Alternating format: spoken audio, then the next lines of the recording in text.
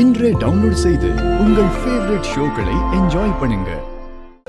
பார்வதி சின்ன பொண்ணு, அவளுக்கு அனுபவம் பத்தாது. அவளை நாம மன்னிச்சுதான் ஆகணும்.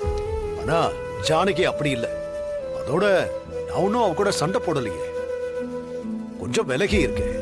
அதை புரிஞ்சுக்கங்கன்னு சொல்றேன், அவ்வளவுதான். நீ இப்படி சாப்பிடாம போனா அவளால எப்படிப்பா தாங்கிக்க முடியும்? நான் மனசு கஷ்டப்பட்டா மட்டும் தாங்கிக்க முடியுமா?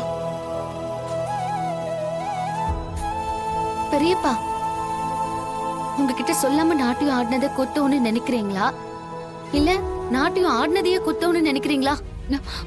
மாயா, என்னையே ஆழம் பாக்குறியா நீ? அவ்வளவு பெரிய மனுஷியாயிட்டியா என்ன?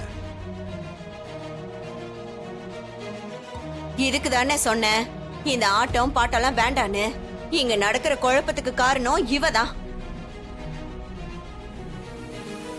நீ எப்போன்னு காத்துக்கிட்டு இருக்காத. ஒரு சின்ன வருத்தம் என் பொண்டாட்டி கிட்ட நான் பேசாம இருக்கேன். இத ஏதோ பெரிய குடும்ப சண்டையா பார்க்காதீங்க. ஜானகி அவளை உணர்றதுக்கு இந்த இடைவெளி அவளுக்கு உதவும். எனக்கும் அதான் தோணுது பெரியப்பா. இடைவெளி பெரியம்மாவுக்கு மட்டும் இல்ல, காலத்தோட பதில் என்னன்னு உணர்ந்துக்க இந்த இடைவெளி எல்லாருக்குமே தேவைப்படும். அதாவது எனக்குமே தேவைப்படும்னு சொல்ல வர அதானே? பெரியப்பா, நான் இப்பவும் சொல்றேன், பெரியம்மா அவ்வளவு பெரிய தப்பு பண்ணலன்னு தான் எனக்கு தோணுது. மாயா, பாத்தீங்களானே எப்படி பேசுறான்னு? படிச்சவ இல்லையா, அப்படிதான் பேசுவா.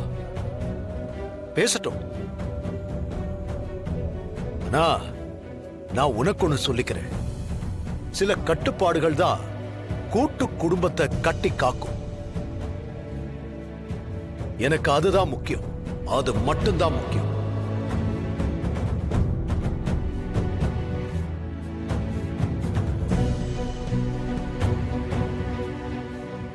பாத்தீங்களாமா, அண்ணன்கிட்டயே இவ எப்படி சரிக்கு சரியா வாயாடிட்டு இருக்கான்னு? நீ மட்டும் வாயாடலையா? மாயா சரியா தான் பேசுறா. நீ போய் உன் வேலையை பாரு போ. ஜானகி, 2 நாளைக்கு இப்படிதாமா இருக்கும். உன் புருஷன் சாப்பிடலன்னு நீயும் பட்னி கிடக்காத. நீ போய் சாப்பிடு. உன் பொண்ணு புள்ள தச்சியா இருக்கா. அப்பா அம்மா சாப்பிடலன்னு அவளும் சாப்பிட மாட்டேன்னு இருக்க போறா. போ போ, முதல்ல அவளை சாப்பிட வை.